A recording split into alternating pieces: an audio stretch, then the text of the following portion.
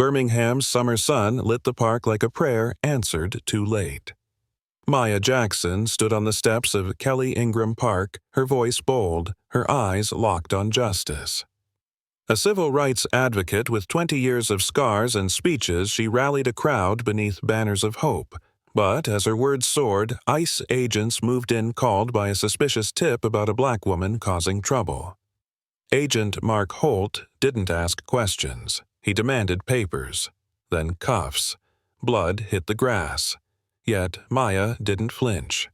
They thought she was alone.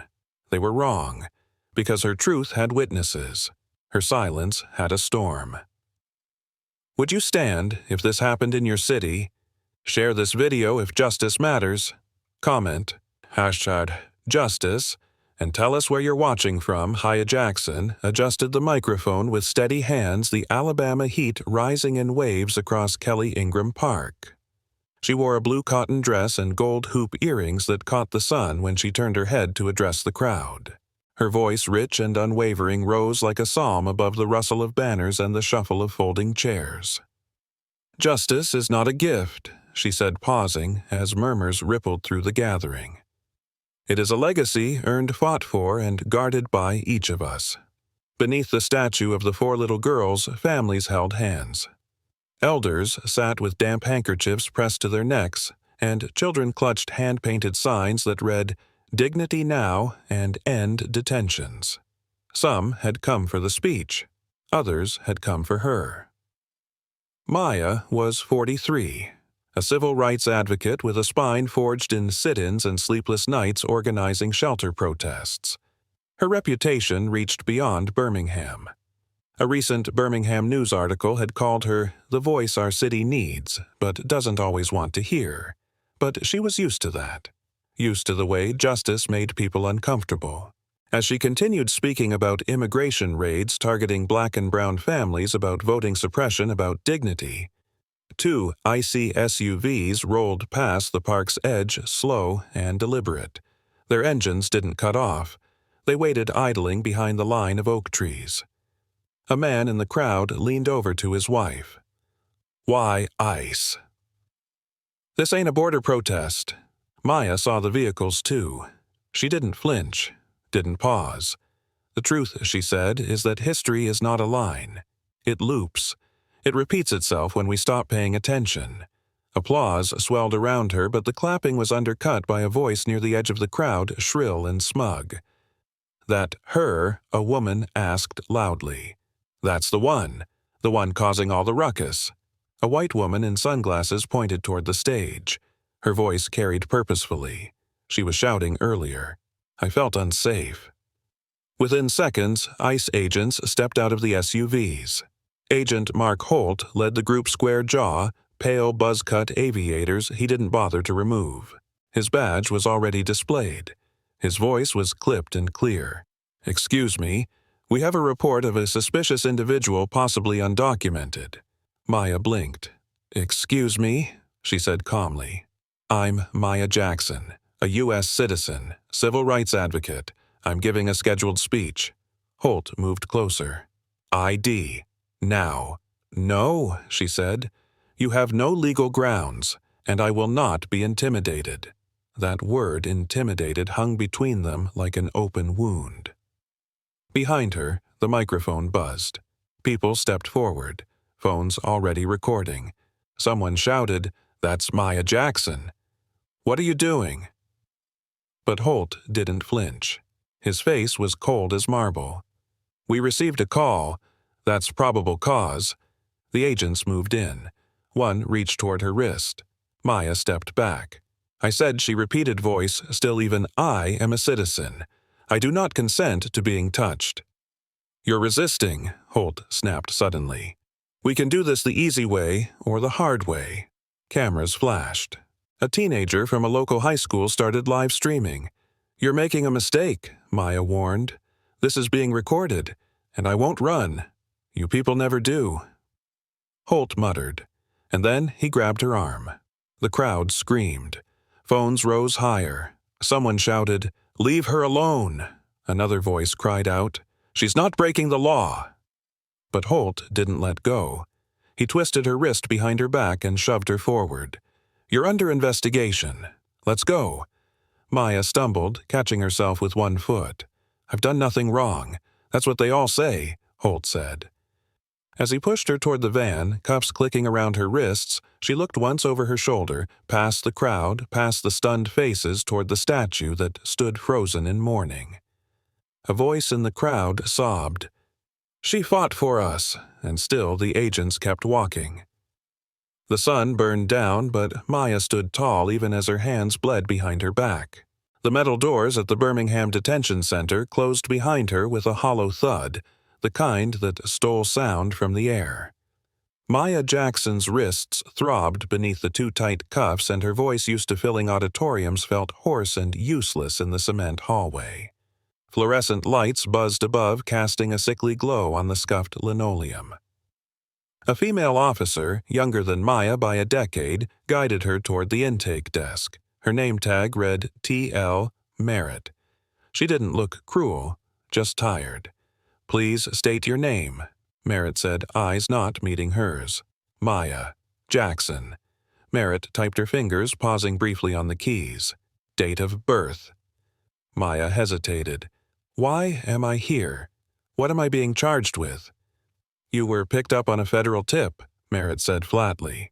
"Probable suspicion under immigration review." "I'm an American citizen," Maya said. "Born in Selma, raised in Montgomery. You know who I am." Merritt's jaw clenched. "I don't make the calls, I process them." A click, then the cuffs were released. Maya rubbed her wrists, wincing as the raw skin caught the cold air. She was led to a holding cell with 6 other women, 2 Latinx mothers whispering in Spanish, a black college student curled into herself, an older woman staring at the floor with empty eyes. The concrete bench was cold against Maya's spine as she sat. The air was stale, heavy with disinfectant and despair. She tried not to look at the camera above the door, blinking red every 3 seconds like a heartbeat that wasn't hers. Back at Kelly Ingram Park, her absence left a silence that didn't settle easy. Within hours, footage of her arrest had spread like fire. Clips of Holt grabbing her, twisting her wrist the moment her blood stained the grass had already been shared tens of thousands of times. "We need to move," said Ava Thomas, a young organizer with a lion's heart and Maya's old protege. "City Hall, tomorrow morning. No excuses." "We print signs tonight," said Bernard, an elder who remembered marching with Maya in 2008. "We remind them who she is." By nightfall, Maya's name was trending. But in the detention center, she heard none of it. Instead, she listened. To the sound of shoes echoing down corridors, to the quiet sobs of the girl beside her, to the ache in her ribs where Holt had shoved her. "You okay?" the girl finally asked. Her voice was barely louder than breath. "I'm not supposed to be here," Maya said. "None of us are," the girl whispered. The 2 women shared a silence that felt older than both of them, a silence passed down like inheritance, unwanted but unforgettable. Maya closed her eyes. She pictured the statue in the park. She pictured her grandmother's hands in church, always folded, always steady. She pictured the faces in the crowd, young, old, defiant. They hadn't touched her spirit, not yet. When lights dimmed to signal night, she leaned back against the wall and recited softly the words that always grounded her. "I am the dream and the hope of the slave," she murmured. A woman across the cell nodded. "You better believe it." The next morning came without sunlight. In the windowless cell, Maya had no sense of time, only the metallic clang of the meal tray sliding through the door and the quiet shuffle of other women rising. A guard barked orders with robotic coldness. "Stand by for inspection." Maya stood, shoulders back, chin level. She didn't flinch when the officer glanced at the bruises on her wrist. Didn't flinch when she was passed over without a word. Later, during a supervised phone call, Maya was told her lawyer hadn't been granted access yet. Her heart stilled. She pressed the phone to her ear, harder, as if pressure could summon justice. Across Birmingham, however, pressure was building. By 10 a.m., more than 300 people had gathered outside City Hall. Hand-painted signs waved in the breeze. Free Maya. Now civil rights aren't optional south of Birmingham. Ava Thomas stood on the marble steps with a megaphone in one hand and trembling fingers in the other. "We will not be quiet," she said, voice cracking. "Not when one of our own, our teacher, our shield, our truth-teller is behind bars for speaking truth to power." Beside her, Pastor Reggie Taylor adjusted his gray suit and stepped forward. The same soil that drank the blood of our ancestors cannot be neutral in the face of injustice. If they can take Maya, they can take any of us. Reporters circled. Cameras clicked. Local stations, then national ones. It wasn't just the arrest, it was the footage. The blood on the grass. Holt's voice shouting, "Shut up!" Black agitator on a clip now seen by over 4 million people. Inside the detention center, Maya sat quietly during processing interviews. She kept her voice steady, refused to cry.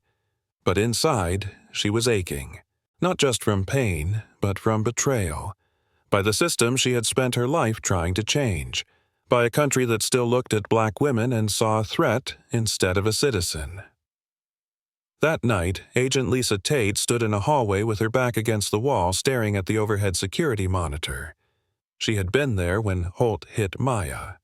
She'd seen the blood, heard the words, felt her own gut twist when Maya's knees buckled and Holt sneered, and she hadn't said a word. Now, the memory clawed at her. At home, Lisa's daughter had asked Mommy, "Is it true what the news said? Did you help that man hurt that lady?" Lisa couldn't sleep, couldn't eat, couldn't stop seeing Maya's eyes burning defiant, bleeding. By morning, she was in the parking lot of WBRC TV. She clutched a flash drive in one hand, a folded letter in the other. The receptionist blinked when Lisa said, "I need to speak to your newsroom. Off the record. Urgently." The file she handed over included Holt's private communication screenshots of texts, internal memos, audio logs from the arrest, all showing he had no legal grounds to detain Maya Jackson. He targeted her, Lisa said, because she was black, because she spoke. Inside the detention center, Maya sat across from a counselor who had been assigned to evaluate her agitation level. "You don't look angry," the woman said. Maya tilted her head. "That's because I'm not afraid." The woman hesitated. "Why not?" Maya looked up, her voice calm. "'Cause people are watching." And she was right.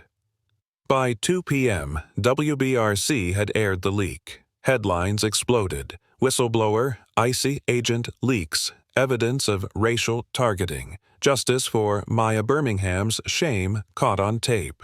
And back in her cell as the door opened without warning and the officer called her name, Maya rose slowly. "Where am I going?" The officer didn't answer. But Maya already knew. She walked with dignity, shoulders back, spine straight, toward whatever came next. The fluorescent lights buzzed above her as Maya was led into a small, windowless interview room. The walls were painted beige, but the color couldn't mask the sterility, the kind that makes you forget the sun exists. She sat on the metal chair. No restraints this time, but the cold air clung to her skin like guilt that wasn't hers. The door creaked and in walked a man in a cheap suit tie, loosened files tucked beneath his arm. Agent Holt. He didn't smile. "I see you're comfortable," he muttered. Maya didn't respond. He opened a file slowly like he was waiting for her to break the silence first. She didn't. "I've seen your type before," he finally said. "Think you can make noise, stir up trouble, then hide behind civil rights." She locked eyes with him. "I didn't hide." "No," he said. "You resisted." Maya leaned forward. "I spoke, and you didn't like what I said." He slammed the folder shut. "You pushed this. You brought it on yourself." There was a pause. Then a voice crackled from the intercom above them. "Agent Holt, you're needed upstairs." He hesitated, jaw tight. Then he rose. "This isn't over." When the door closed behind him, Maya exhaled. Just once. Deeply, Somewhere beyond these walls, the storm was building. In downtown Birmingham, protesters filled the plaza. Drone footage from local media showed a sea of people chanting Maya's name. The clip of her arrest now had over 6 million views. Celebrities were tweeting. News anchors debated IC protocol. A petition demanding her release had crossed 250,000 signatures in under a day. Back in Montgomery, Darnell Ellis Maya's longtime legal ally was preparing his statement. "I've got printouts of every civic award she's received in the last 10 years, he said, pacing his office. Articles, op-eds, photos with governor's letters from congressmen. She's more documented than the Constitution. His intern looked up from her laptop. "Should I include the clip from the Birmingham speech series? All of it," Darnell said. "We're building a wall of truth they can't bulldoze." In the detention center, Maya was returned to her cell. As she passed the others, the young woman from the bench the night before gave a nod of quiet solidarity. "Word's out," she whispered. "People got your back." Maya gave her a faint smile, not of joy, but of knowing. That evening, in a conference room across town, IC officials huddled with the legal advisors. On the center screen was Agent Holt's name underlined in red. The leaked materials had damaged more than his credibility. They had triggered an internal review. Too much noise, too much attention. One supervisor leaned back in his chair and muttered, "We have to cut him loose, at least until this dies down." Holt stormed out of the building less than an hour later, furious, embarrassed, but the damage was done. At midnight, Maya sat upright on her bunk, hands folded in her lap. Her mother's voice came back to her soft and southern. "Never trade your dignity for safety. You hear me, baby? Never." She heard footsteps in the hallway, then a guard's voice. "Maya Jackson." She stood slowly. "You're being released." Maya blinked. "Just like that." The guard shrugged. Order came through from the top. "Your lawyer's waiting." The walk down that hallway felt longer than any march she'd ever led. When the main doors opened, the night air rushed in like an old friend. She saw Darnell, first tired, grinning, holding a folder in one hand and a bottle of water in the other. "You look like hell," he said. She laughed, low and real. "You should see the other guy." Behind him, she spotted Ava, and Bernard, and half a dozen others who had waited in the cold. "You ready?" Ava asked. Maya looked around. Her voice was steady. "Let's go home." They walked Maya straight to the press. No time to rest, no time to process. As soon as she stepped outside the gates of the detention center, cameras flashed like lightning across her skin. The crowd behind the barricades erupted not with cheers, but with chants. Fierce, rhythmic, unapologetic. "Free Maya Justice now." Her first instinct was to step back, but Darnell placed a hand gently on her back. "They're not here to gawk," he whispered. "They're here because you give them hope." She nodded once. Then she stepped forward. A reporter from Channel 6 called out, "Ms. Jackson, do you believe this was racially motivated?" Maya looked directly into the lens. "Let me be clear. If I had been white standing on those same steps with that same microphone, I would not have been tackled, handcuffed, or bloodied. That's not opinion, that's history." Behind her, Ava raised her phone and started live streaming. Maya continued. "The question isn't just about what happened to me, it's about the system that made it possible. A system that targets voices that sound like mine. Faces that look like mine." Another reporter shouted, "What do you want now?" "I want truth," she said, "and I want accountability." Across the city, televisions replayed her statement. In kitchens, in barbershops, in courthouses, in ICE offices. Agent Lisa Tate watched it alone in her car parked in the lot of a Waffle House she hadn't had the nerve to walk into. Her hands trembled on the steering wheel. Not from fear, but from clarity. At home, her daughter sat with her laptop open to a viral post titled, "ICE Agent Breaks Silence Reveals Targeted Detention of Civil Rights Icon."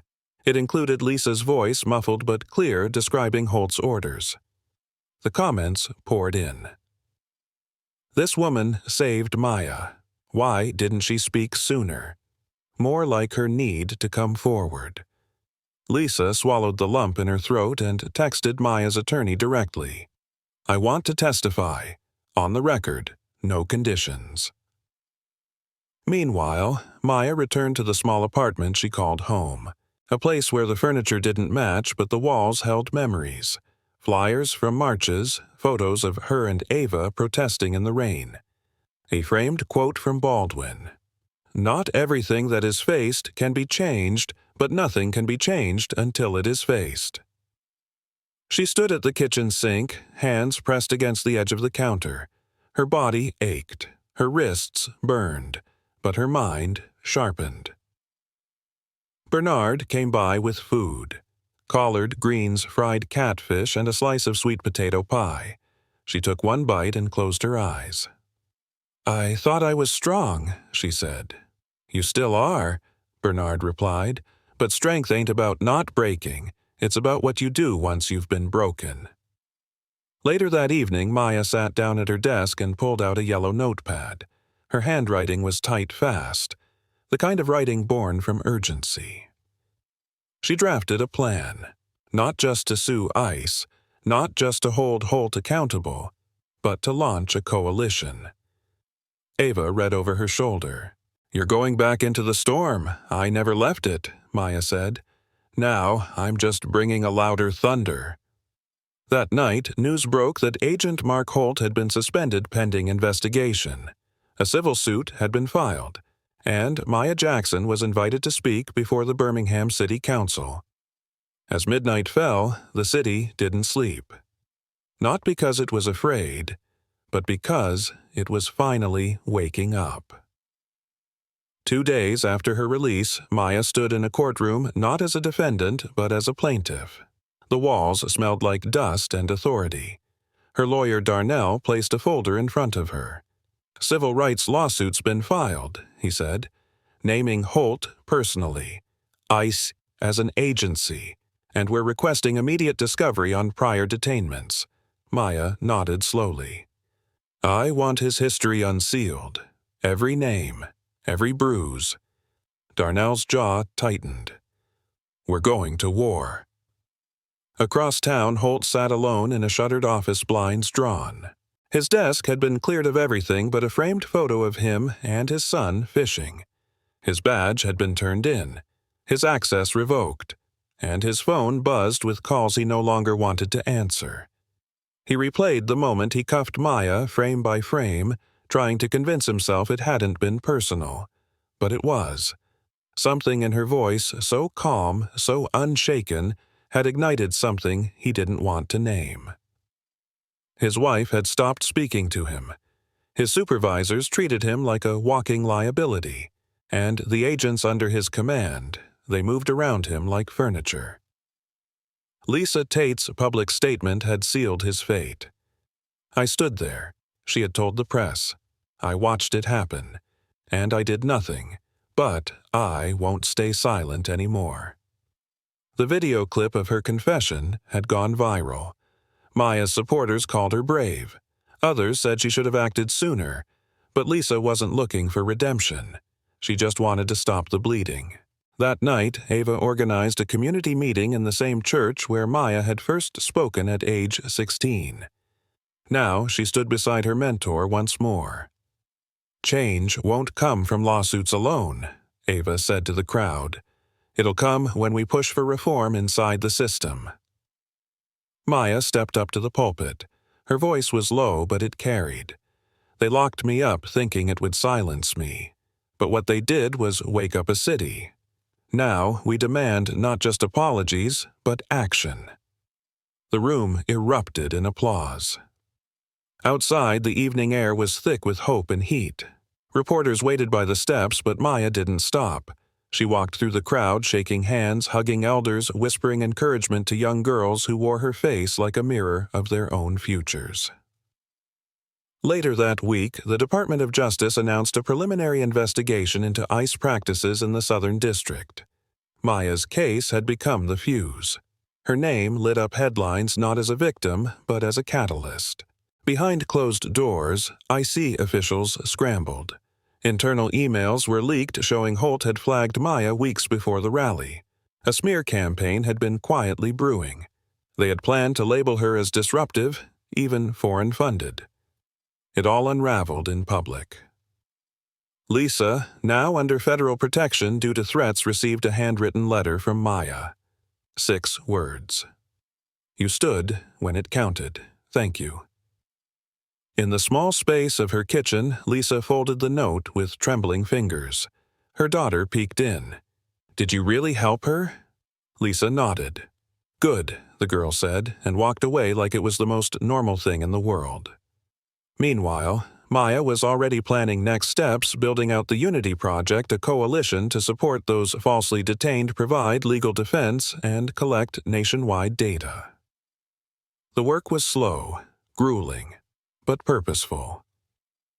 And one morning, just before sunrise, Maya stood on her porch with a cup of tea and watched the sky shift from gray to orange. Ava joined her with the latest headlines in hand.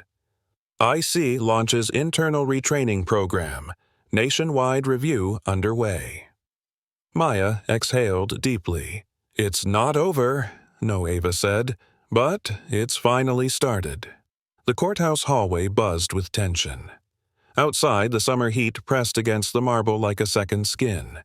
Inside, Maya stood in a navy suit, sharp and composed, her hands clasped in front of her. Behind her, Darnell adjusted his tie and whispered, "They're trying to delay the deposition.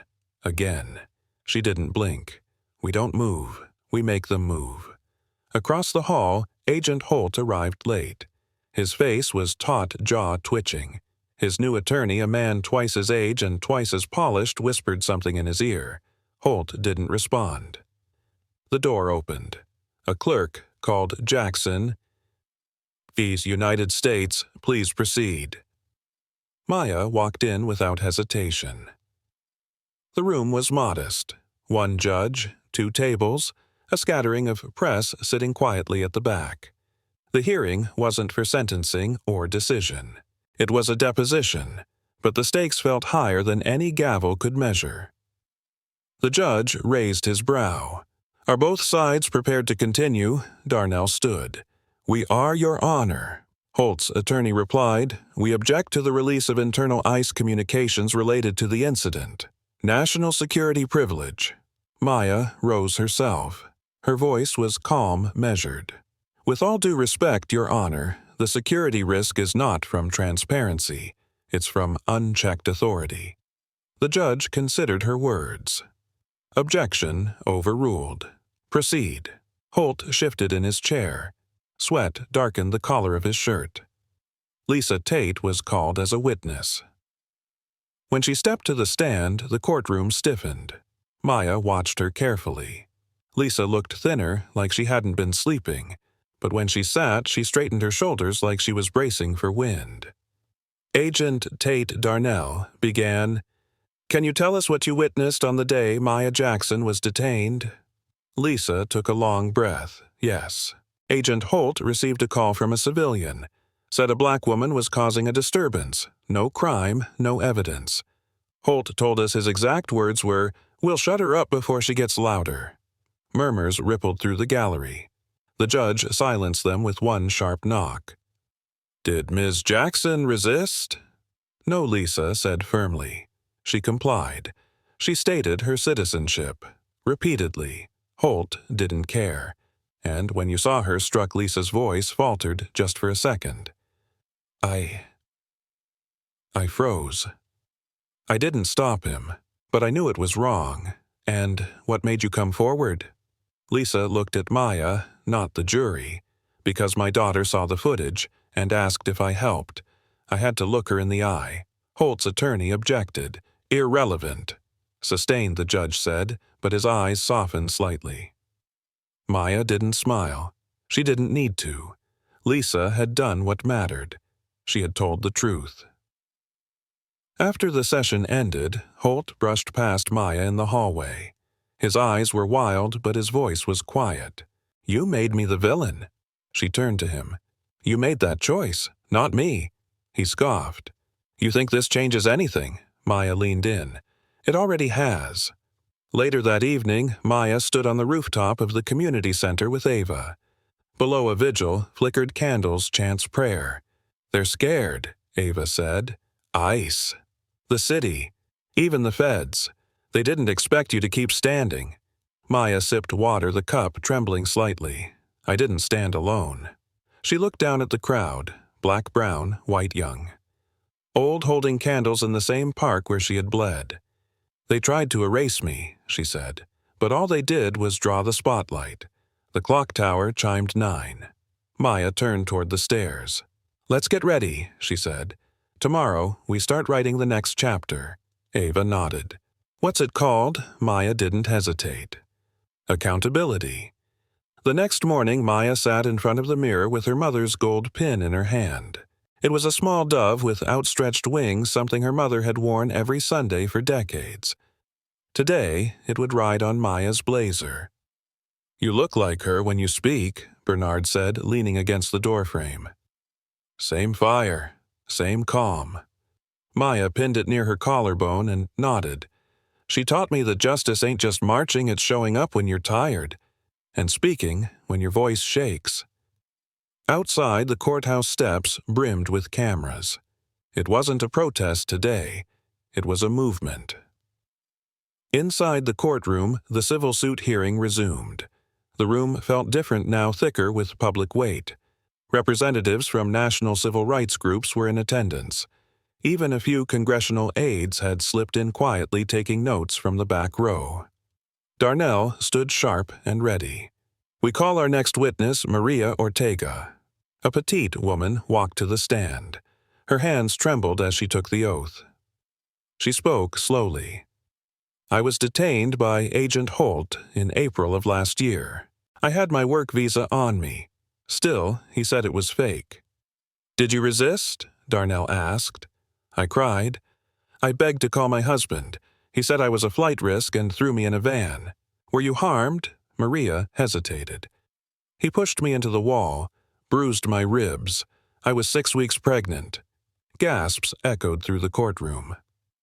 The judge banged his gavel. Order. Darnell continued. Were charges filed? No. They released me 4 days later. No apology, no explanation. As she stepped down, Maya stood. Her eyes locked on the judge. Your Honor, we request the court subpoena all detainment records overseen by Agent Holt, including video, audio, and personnel logs. We believe this isn't an isolated incident. It's a pattern. The judge leaned forward. Mr. Holt, do you have anything to say before I rule? For the first time, Holt stood without his lawyer's prompting. He looked older than before, worn down. I was doing my job, he said. These people, they disrespect law and order. Someone had to keep them in line. The words dropped like a match in a dry field. Maya didn't react, but Darnell did. Let the record show the defendant refers to law-abiding citizens as these people. That language is rooted in racial bias and directly supports our claim. The judge nodded slowly. Subpoena granted. This court will begin a full evidentiary review. You may proceed with discovery. Outside, the news broke within minutes. Maya Jackson. Forces IC Records Review, Civil Rights Giant Uncovers.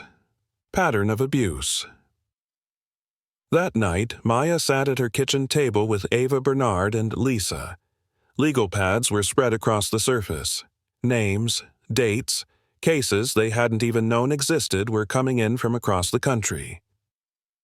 I got a call from a family in Texas, Ava said. Same agent profile, same tactics. We're pulling a thread that's connected from coast to coast. Lisa stared at the table, then looked up. There's more. The internal ICE logs I'm not supposed to have access anymore. But someone sent me a screenshot. There's a list of flagged agitators. Maya's name was at the top. They'd been watching her for months. Bernard slammed his hand on the table. So, this was planned. Maya didn't flinch. Then we show them we're not afraid of plans. They worked through the night, calling lawyers, fielding press, mapping out every step ahead. By dawn, the files were sent to national media outlets. A documentary crew had requested access, and Maya was scheduled to speak at the National Bar Association's annual summit. But none of it made her pause like the envelope that arrived the next day. No return address. Inside, a single sheet of paper. 4 words written in block letters. You are being watched. Ava's hands trembled as she read it. Maya folded the paper neatly. "Let them watch," she said. "We'll give them a show they'll never forget." The envelope sat on the table for hours unopened by anyone else. Maya had tucked it beneath her notes without comment, but its presence lingered like smoke in the room. By evening, Ava couldn't take it anymore. "Who would do this?" she asked, voice low. "Someone scared," Maya replied. "Someone watching the scales tilt." Lisa sat across from them, fingers wrapped around a mug that had long gone cold. "Do we report it?" Maya shook her head. "If it escalates, yes. But for now, we keep moving." The next morning, she was scheduled to speak at the Alabama State Capitol, an invitation extended after the governor's office issued a formal statement acknowledging a troubling lapse in federal-state coordination. Darnell drove. His hands stayed tight on the wheel. "You okay?" he asked her. Maya adjusted the bracelet on her wrist. "I've been okay, and not okay so many times I think they're starting to look the same." He nodded. The Capitol steps were bathed in gold as morning light struck the white stone. Reporters lined the front, but they weren't the ones Maya noticed. It was the families, the survivors, the quiet faces holding signs that read, "Dignity is not a crime and black citizenship is not conditional." She stepped up to the podium, slowly scanning the crowd. Her voice, when it came, was quiet but unshakable. "2 weeks ago, I was dragged off a public stage for giving a speech. I bled on grass soaked with history. That alone should break our hearts. But what should shake us to our core is that it wasn't surprising." Murmurs stirred. She let them breathe, then continued. "ICE was never supposed to be above the law, and yet I was arrested without cause because I looked like someone who needed to be silenced. Because I had the nerve to say, America can be better." She glanced toward a woman in the 3rd row holding a framed photo of her son. A soft nod passed between them. "They used fear to keep me quiet. A van, a cell, a threat mailed to my doorstep. But here's the thing. Fear has a short shelf life when truth enters the room." Applause rippled outward like a wave. "We're not here just for Maya Jackson," she said. "We're here for every mother whose child vanished into custody without a call, for every student profiled at the airport, for every worker told to go back, despite being born on this soil. We are America, too." The applause rose louder, steadier. Later, in a closed session, Maya met with state officials and the governor's legal counsel. Ava waited outside with Bernard pacing. Inside, Maya laid out her proposal. A state-level review board, she said. Independent. With subpoena power. Any IC or federal action taken on Alabama soil that violates civil rights triggers automatic oversight. The room stilled. "That's bold," one aide said. "It's overdue," Maya replied. The governor's aide scribbled notes. "We'll review, but I won't lie, this'll rattle some cages." "Let them rattle," Maya said. "Some cages need to fall." When she emerged, Ava rushed forward. "How'd it go?" "We shook something loose," Maya said softly. "Now we see who tries to bolt it shut again." That night back home, she stood at her window looking over the quiet street. A patrol car rolled by slowly. She watched it until the taillights vanished. Her phone buzzed. A message from a civil rights group in Washington. "Want to help draft federal reform. Your voice is needed." She stared at the screen, then pressed her palm flat to the window pane. "This isn't just about Birmingham anymore," she whispered. Ava stepped beside her. "It never was." Lisa sat in the hearing room, palms sweating her heels, tapping out an anxious rhythm beneath the table. She had testified once already, but today was different. Today, the congressional subcommittee would hear her full account on national record with broadcast coverage reaching every corner of the country. When her name was called, she rose slowly. Every step forward felt like penance. Maya watched from the gallery. Darnell beside her, Ava on her other side. They hadn't spoken much that morning. No need to. The air was thick with purpose. Lisa raised her right hand, took the oath, and sat behind the microphone. My name is Lisa Tate. I served with ICE for 8 years. I came forward because I saw something wrong, and for too long I stayed silent. The committee chair leaned forward. Ms. Tate, were there internal patterns you witnessed that made you believe racial profiling was being tolerated? Lisa didn't blink. It wasn't just tolerated, it was encouraged. We were told to monitor high-risk communities. That meant black and brown neighborhoods. No context, no data, just color. Gasps echoed faintly from the back. What about Maya Jackson's arrest? Lisa swallowed. There was no warrant, no cause, just a tip from a civilian who said a black woman was stirring things up. Holt said, "She thinks she's untouchable. Let's fix that." The words landed like a thunderclap. Maya's hand clenched in her lap. Ava gently placed hers on top. Lisa continued. There are dozens of others, detained without justification. Some deported despite valid papers. Some beaten. Some never even logged in the system. A congresswoman interrupted. And how do you know this? Lisa looked up. Because I helped do it, and I've carried that weight every day since. The silence that followed wasn't judgmental, it was reverent. Outside the hearing, the press exploded.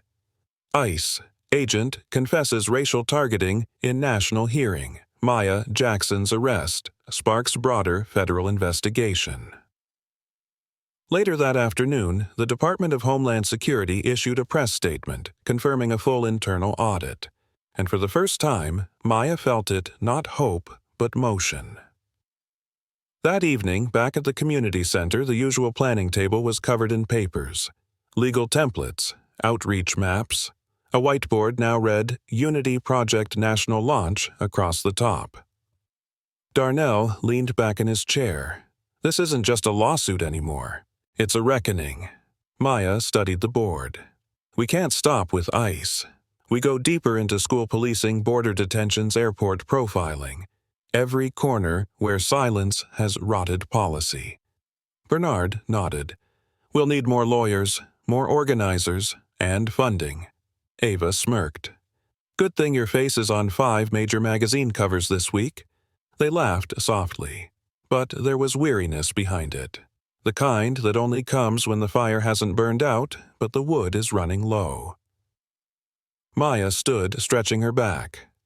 There's something else I want to do. What's that? Bernard asked. I want to go back to Kelly Ingram Park, not for a rally, just to stand, quietly, on my own terms. No one argued. The next morning, Maya walked alone to the park. It was early. The sun was still climbing shadows, still long and sleepy. She wore the same blue dress she'd worn the day she was arrested. Her mother's dove pin glinted faintly in the light. She stood in the same spot right where her blood had touched the grass. Closed her eyes. Breathed. Behind her, footsteps approached. She didn't turn. You good? Ava asked gently. Maya opened her eyes. I am now. They stood together for a long moment. 2 generations, 1 fight. From across the street, a little girl pointed and tugged at her father's sleeve. That's her, she whispered. He smiled. Yeah, baby, that's Maya Jackson. Maya turned slowly, looked the girl in the eye, and offered a small nod. She didn't need a microphone. Her presence said enough. A month after the hearings, Birmingham felt different. Street murals bloomed like wildflowers, bright portraits of community leaders painted fists raised toward justice. The face of Maya Jackson now graced the brick wall behind a local bakery, gazing forward with unwavering calm. Inside her office, Maya flipped through a stack of letters. Handwritten notes from across the country. Teachers, detained immigrants, high school students, church elders. One line caught her breath. "You gave me the courage to speak my truth. Thank you." She set the letter aside and stared out the window. Across from her, Bernard shuffled through documents. "Federal Oversight Committee wants you to testify again. This time in D.C., Ava chimed in. "They're considering national legislation, independent civilian review boards for ICE, mandatory anti-bias training, full transparency mandates." Maya let that settle. "I'll testify." Darnell walked in, his laptop open. "Before you do, there's something else you should see." He turned the screen. A press release loaded in bold, "Mark Holt resigns following federal misconduct investigation." Maya blinked. "No charges?" she asked. "He's cooperating," Darnell said, testifying against others, trying to save himself. Maya's voice didn't rise. "Let him."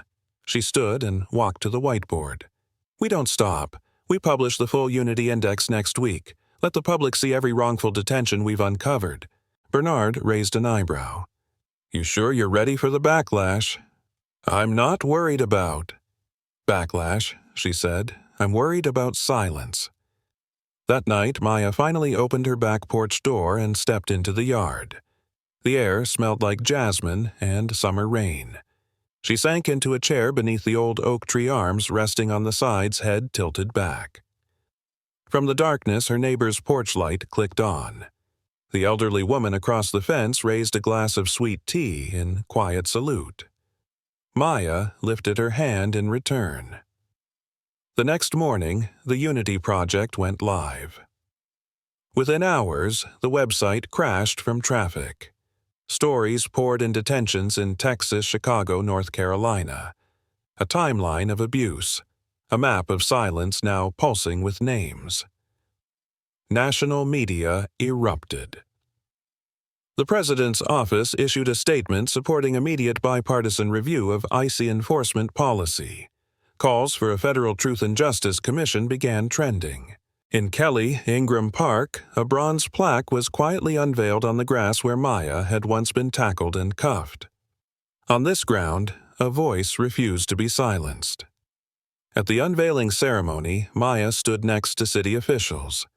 But it was the children she looked at, the rows of black and brown kids sitting cross-legged in front of her, watching her like she held the sky in her hands.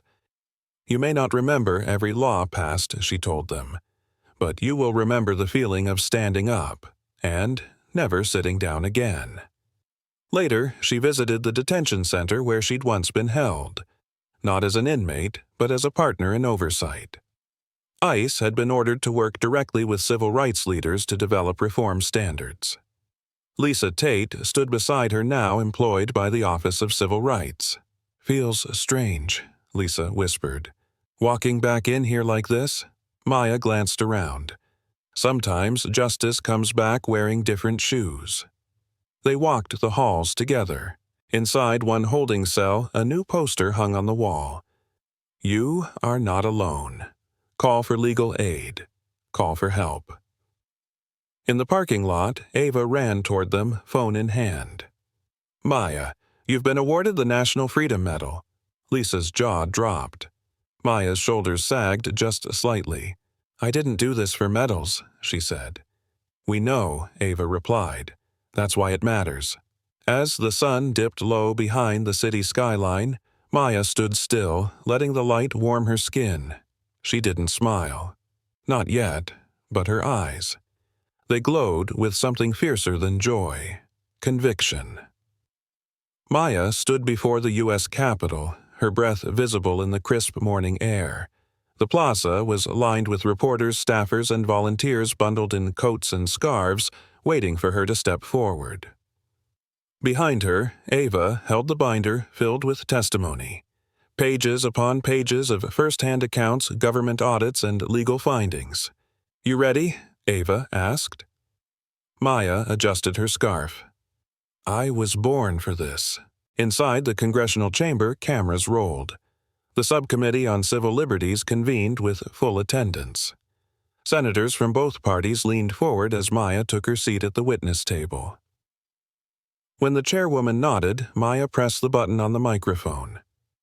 My name is Maya Jackson. I was wrongfully detained on June 6th for peacefully speaking at a public rally. I was targeted not because I broke the law, but because I challenged it, because I am black, because I refuse to be quiet. No notes, no hesitation. Her voice filled the room. I am not here today for myself. I'm here for the thousands who never made it to this mic, who disappeared into cells without records, without phone calls, without due process. I'm here for every child who watched a parent taken, every worker who kept silent to survive. A few senators shifted in their seats. Others looked down, scribbling furiously. America cannot preach liberty abroad while it cages truth at home. This is not about left or right. This is about wrong and right. The room went still. Later, as she left the Capitol, the press swarmed. Maya kept walking, her eyes focused, steps measured. That night, her testimony aired on every major network. Clips trended on social media with millions of views in hours. Hashtags like hashtag Maya speaks truth and hashtag justice is American filled the feed. The president issued a formal statement of support. Within a week, the Justice Reform and Detention Oversight Act passed the House with bipartisan backing. Provisions included a federal civilian review board, national ICE misconduct registry, and mandated body cameras during enforcement actions. The Senate vote loomed. Meanwhile, in Birmingham, something extraordinary happened. A crowd gathered in Kelly Ingram Park under soft lantern light. Children sat cross-legged on blankets. Elders passed around thermoses of cider. And at the front, workers unveiled a bronze statue. It was Maya, not standing behind a podium, but mid-stride, hand-extended expression focused and fierce. On the base it read, "She spoke. She bled. She built something better." Maya stood quietly off to the side. She hadn't wanted a statue, but Bernard had told her, "It ain't for you, it's for the ones coming after." Later that night, Maya found herself back at the community center, where the Unity Project now housed 20 full-time staff and 3 legal clinics across the country. Ava was wrapping up a call. Darnell was going over press requests. Bernard napped in the corner chair, snoring just loud enough to make everyone smile. Maya stood at the window looking out at the city lights. Lisa joined her holding 2 mugs. Hot cocoa. "You've earned it." Maya accepted it. "We've all earned it." They stood in silence for a moment before Lisa said, "You think it'll stick?" "The reform." Maya stared into the night. "Not unless we keep pushing. Rights don't hold themselves. People do." She turned to face the room. "All of this, it's not a finish line, it's a foundation." The room quieted. Ava looked up. "Then, what's next?" Maya's eyes gleamed. "We train. We teach. We protect. No more silence. No more stolen voices." A single knock echoed at the front door. A teenage girl stood outside holding a notebook and a trembling smile. "You're Maya Jackson, right?" she asked. Maya opened the door wide. "Come in. Tell me your story." And just like that, the next chapter began. The day of the Senate vote arrived with storm clouds pressing low over Washington, as if the sky itself understood the weight of what was about to unfold. Maya sat in the gallery above the Senate floor, flanked by Ava and Darnell. Her hands rested calmly in her lap, but her breath was steady and slow, like a sprinter just before the gun. On the floor below, senators took their seats one by one. Some cast glances upward. Some avoided eye contact altogether. The clerk began the roll call. Ayes and nays echoed through the chamber, each name a drumbeat. The numbers climbed neck and neck. Maya didn't blink. Ava squeezed her arm. Darnell muttered, "Come on." And then it happened. The final vote tipped the scale. 53 to 47. The Justice Reform and Detention Oversight Act had passed. A roar didn't erupt. Not yet. Not in that room. But across the country in living rooms, on street corners, in crowded barbershops, and quiet classrooms, cheers rose like the first song of a choir that had been silent too long. Maya exhaled. Outside, reporters swarmed. Microphones extended. Flashes sparked like lightning. But Maya didn't speak to them yet. She walked down the Capitol steps slowly, arms at her side, head high. At the bottom stood Lisa, waiting with a small, soft smile. "You did it," Lisa said. "No," Maya replied. "We all did." 3 days later in Birmingham, a press conference was held on the steps of City Hall. The mayor announced a citywide initiative, the Jackson Equity Commission, to audit municipal contracts, policing practices, and public service disparities. Maya stood in the back, watching from the shade of an old magnolia tree. She wasn't there for praise. She was there to make sure the promise didn't rot on paper. A young organizer approached her. "Ms. Jackson, would you consider running for office?" Maya laughed softly. "Power doesn't have to sit behind a desk. It sits in movement." Back at the Unity Project headquarters, the phones hadn't stopped ringing. Requests for training, invitations to speak, donations from teachers, retirees, veterans. In one corner, Bernard sifted through grant paperwork while sipping his coffee. "Never thought I'd live to see this much light in one room," he said. Ava grinned.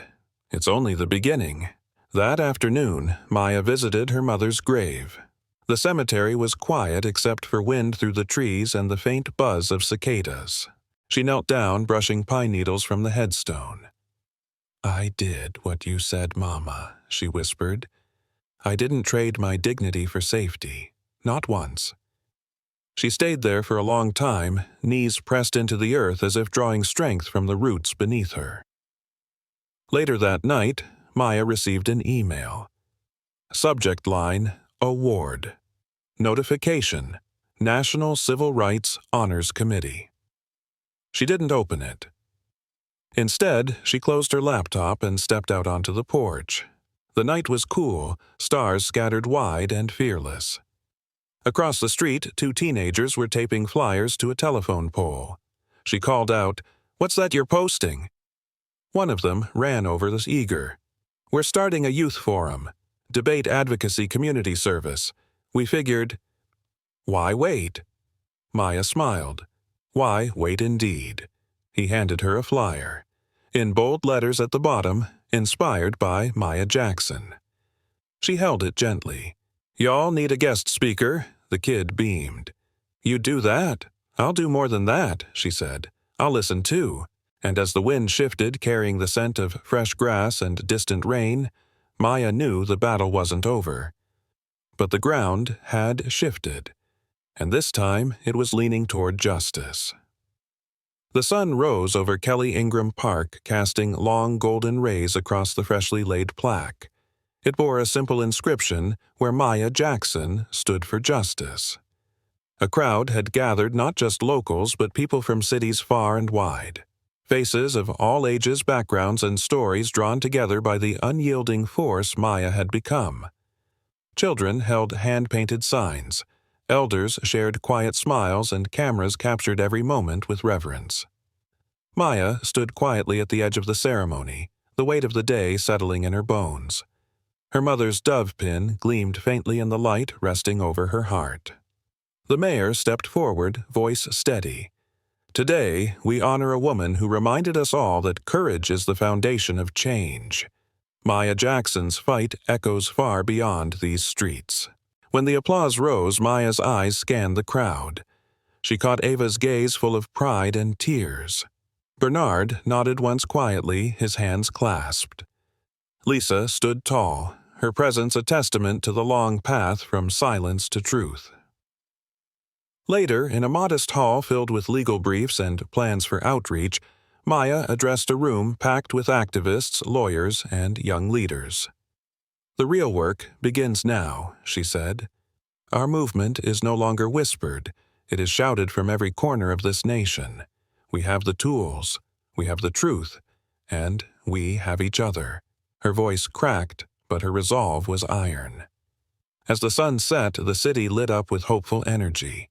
News outlets celebrated the new reforms rolling out nationwide, the mandatory bias training the civilian oversight boards, the protection of due process.